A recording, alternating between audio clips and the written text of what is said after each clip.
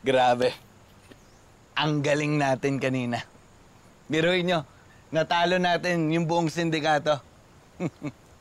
Huwag kayong mag-alala. Sasabihin ko kay Chief na wag na tayo masuspinde. Sa atin lang, ha? Takot sa akin yun. Salamat, sir. Ang galing mo. Alam ko. Pero ikaw, ang galing mo rin kanina. Alin doon, sir? Yung papasok tayo, yung... Excuse me, it's so hot here. I like... Do you have water? Do you have wine? Oops! Grabe. Buti na lang yung mga bantay, marurupok, hindi katulad ko. Dahil kung sa akin mo ginawa yon, hindi effective yon.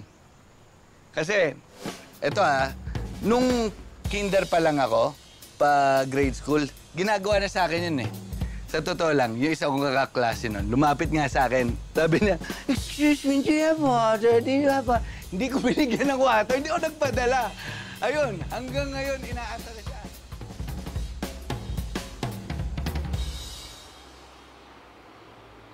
Mga inutil.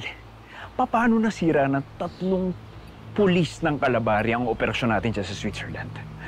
At higit pa sa lahat, nakuha pa nila ng buhay si Selena. Mga tanga talaga kayo, no? Ang mabuti pa, ihanda mo na yung mga tao mo. Dahil pagkatapos ng eleksyon, gusto kong tapusin mo na si Enriquez at Conde.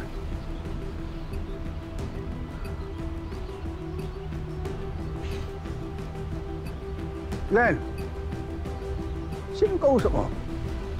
Ano yung narinig ko na tatapusin mo si Sergeant Enriquez at si Lieutenant Conde?